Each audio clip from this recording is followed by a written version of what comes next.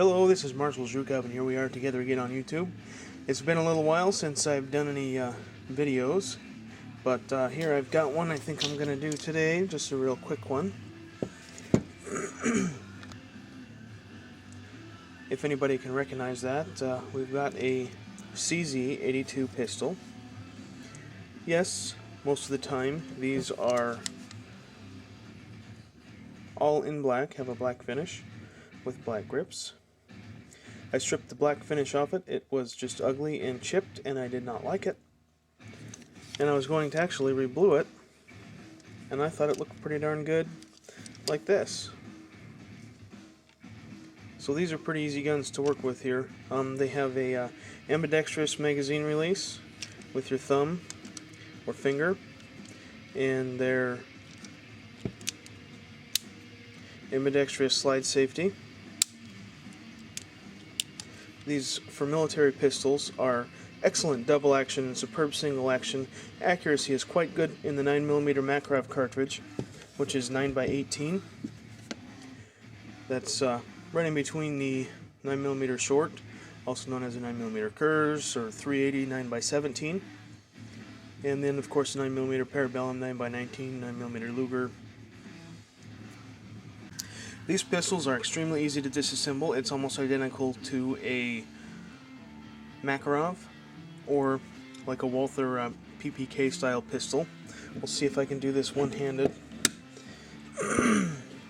That's about the only thing I can do one-handed. There's a little spring inside that actually goes through the slide stop right here where my thumb is. And if you try to remove the slide stop without first removing the spring, you will shear the spring off and will be screwed for finding another spring. Don't ask me how I know, but I bought some spring stock from Brownells or Midway and just made a spring that will fit in there. So to disassemble, you pull the trigger guard down, and I'm going to need both my hands to remove the slide. But the slide comes off, you pull it to the rear and then lift up once it goes all the way back, and the recoil spring, just make sure you hang onto the slide so it doesn't go flying. The recoil spring and slide come right off the front of the barrel. I think I can do this on the bench like this, as we can tell our trigger guard has been pulled down. You could try cocking the hammer if you'd like. It might make it just a little bit easier to pull the slide back. Slide goes back, lift up, and it slides right off the front.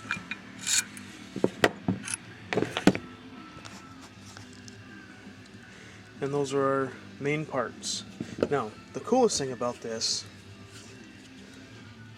maybe we can see in there, we can see how shiny that is.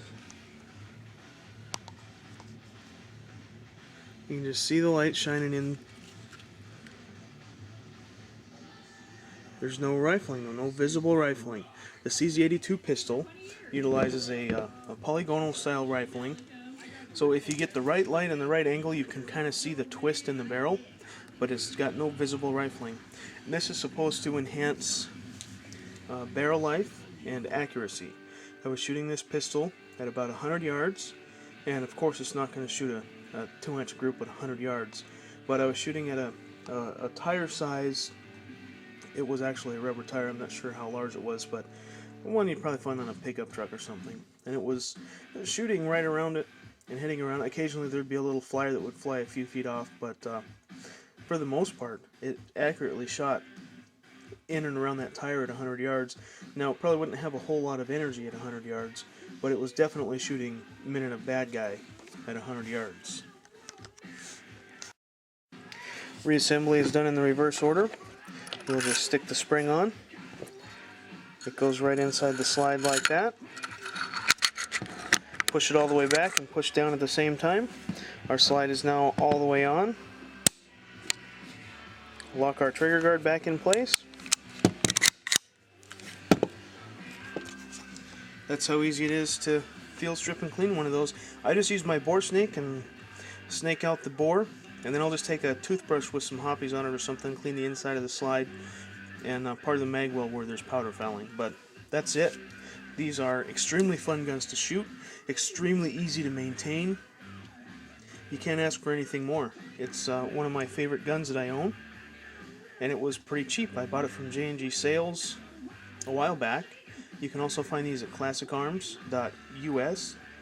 I don't know what other distributors sell them. I don't keep a accurate list on all of them, but it's a great little pistol, fun to shoot, cheap, and the ammo I bought was Wolf. I think it's probably military production stuff. Okay, this is it. It's 95 grain Full Metal Jacket. And this stuff I either bought from the Sportsman's Guide or I bought it from J&G Sales. But we can see it's not as pointed as a 9mm parabellum. But they're not. They don't have a whole lot of recoil. It's just a little bit snappy because of the type of recoil action on the pistol. But it's definitely easy to manage.